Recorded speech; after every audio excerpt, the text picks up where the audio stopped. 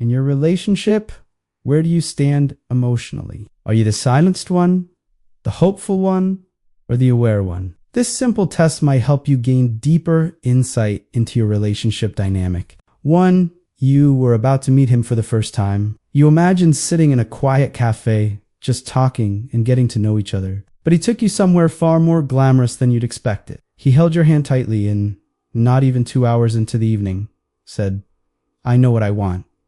And it's you. I've never met anyone like you.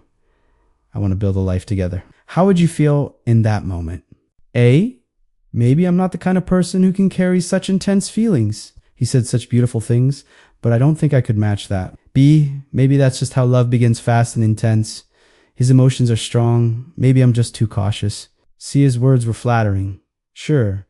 But talking about building a life on the very first date made me pause. Speaking that big without really knowing me doesn't feel healthy. 2. The first few weeks felt like a dream. He praised you in front of everyone, introduced you to his friends as the woman of his life. With all that attention, you started to feel truly special. One evening, you went out with friends. You were laughing, vibrant, full of life. At first, he smiled, but then he went quiet. You asked if something was wrong. He simply said, "Just tired." Days later, during an argument, he brought up that night and said, "I haven't forgotten." That night, it was all fun and joy for you while I was just watching. What would run through your mind? A. He's right. I might have drawn too much attention. I should have been more balanced with him around. B. Maybe he felt left out. That wasn't my intention. But maybe I did neglect him a bit. C. If my joy bothered him, that's not on me. The person I'm with shouldn't be a shadow over my happiness. 3.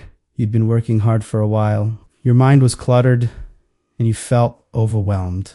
That day, you texted him, "I just want to be alone today. I need a bit of space to clear my head." Your phone stayed silent. The next day, he came to see you, but he avoided eye contact. The conversation felt forced, and he didn't touch you. When you asked, "Is something wrong?"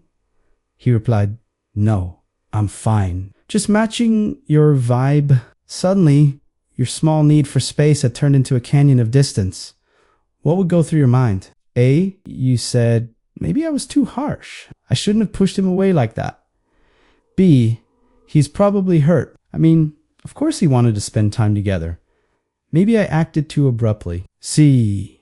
Needing space doesn't mean I was shutting him out. Creating this kind of emotional gap doesn't feel healthy. 4. He didn't text you for 2 days. This wasn't the first time, but this silence lasted longer than you expected. You'd raised your voice during your last argument, but you hadn't insulted him. Still, he'd said more than once, "There's no point talking to you." You started blaming yourself. You wanted to make things right. While he stayed silent, you sent a message. "I don't know what I made you feel, but I'm sorry. I never meant to hurt you." He replied with just one sentence. "This always happens." What would you feel? A. I overreacted that day. No need to blow things out of proportion. Honestly, it can be difficult sometimes. B. Maybe he struggles to express himself. This might be his way of protecting himself. Silence could be his defense. See, every couple argues, but turning this into punishment feels more like control than love. This isn't how problems get solved. 5. You had a terrible day at work. You were belittled in a meeting. Your confidence shaken. That evening, you met up with him. You looked him in the eyes and started to open up. Mid-sentence, you paused. His eyes were on his phone. He said, "Go on, I'm listening." But there was no emotion on his face. Your words froze in your mouth. You fell silent. He shifted the topic.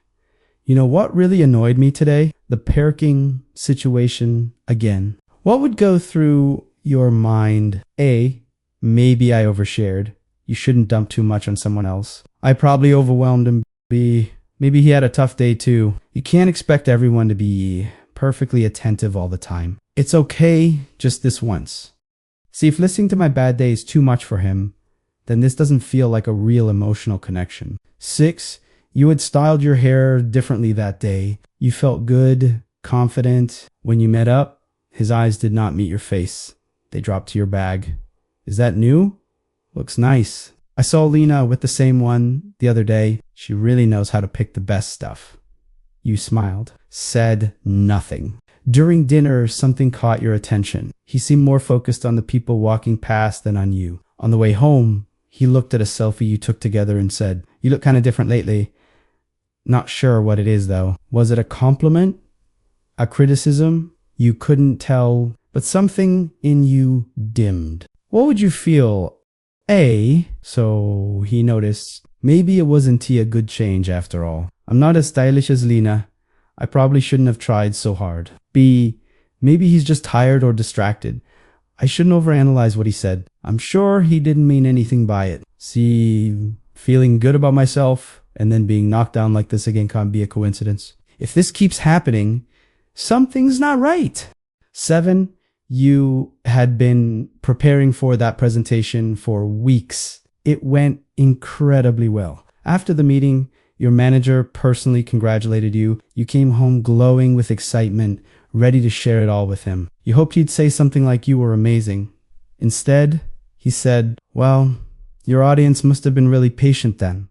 He gave a slight chuckle. Then he turned on the TV. "Look, this girl just started hosting. Looks way cooler than yours, if you ask me." You went quiet. Something inside you quietly fell to the floor. What would go through your mind?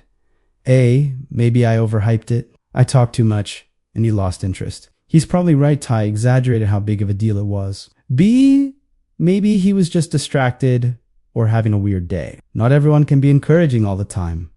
C, he diminished my joy. This isn't just a random off comment.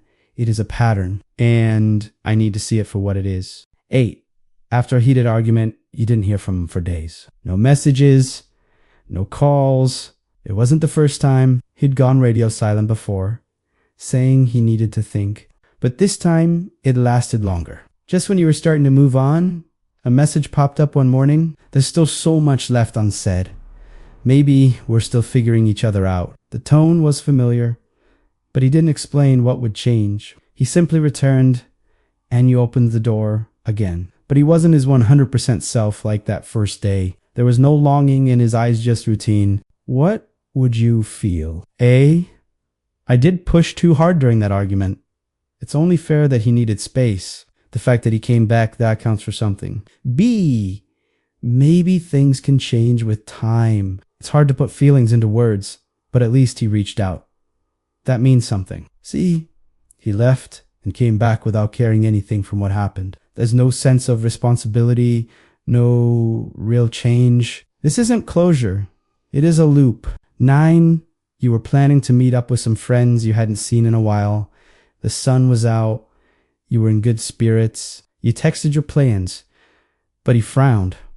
Them again. I can't say anything, but you always act cold with me after seeing them. You were confused. Then you remembered. He'd mentioned this before. On days you saw your friends, he sometimes took longer to reply or went silent altogether. Eventually, you canceled. It wasn't that important anyway, you told yourself. But a voice inside kept asking, was it really not? What would go through your mind? A, maybe he's right. I do act differently around others. I just didn't want to hurt him. B, he might have a point. It could have been a good day to spend with him. I canceled, but I can always reschedule with my friends. C, if even seeing my own friends makes him uncomfortable, then something's off. This level of jealousy isn't normal. 10. Last week, your mom called and said, we don't see you much anymore. We miss you. So you decided to visit your family that weekend. You told him your plans. He didn't say much at first, but the next morning, he brought it up. I was actually planning to spend the weekend with you. But if your family matters more, I guess that's fine. You hesitated. This wasn't the first time things got tense right before a family visit. What would go through your mind? A, I don't know if it's normal to be this emotional about my family, but maybe I just don't prioritize him enough. B, it's strange that he doesn't want me to see my family more often, but maybe he acts this way because he wants to feel loved. C, if he's trying to control even how often I see my own family, this can't be a healthy bond. Now let's take a look at what your answers reveal. If you mostly chose A, the silent victim inside you is speaking, you may have a tendency to internalize what's happening in the relationship. You might be suppressing your emotions, ignoring behaviors that hurt you, or interpreting those behaviors in ways that diminish your own worth. This can trap you in a dynamic that quietly erodes your self-esteem, not because you're a bad person, but because somewhere along the way, you forgot how valuable you truly are. Let this test remind you of just one thing. Your feelings are valid. Your boundaries matter. If you mostly chose B, you're not in denial, but your eyes aren't fully open yet. You will likely sense that something is off, but you're still trying to explain it away with good intentions. You may be inclined to protect your partner, make excuses, or give them the benefit of the doubt over and over. That could reflect a kind, empathetic nature. But it might also mean you're constantly pushing your own needs aside. Loving someone doesn't mean abandoning yourself. Understanding is beautiful, but if it comes at the cost of your self-respect, that love may no longer be flowing both ways. If you mostly chose C, your eyes are open, your voice is clear, it shows you're able to recognize what's happening and respond with healthy emotional boundaries. This doesn't mean you have to end the relationship right away, but it means you've learned where to draw the line. That awareness doesn't just protect your heart. It helps you see the other person more clearly too. Remember, clarity isn't something to fear. It is love directed at yourself. If this content brought you comfort, don't forget to like and share it. And if you want to keep walking this path together, don't forget to subscribe to the channel. Until we meet again in the next video.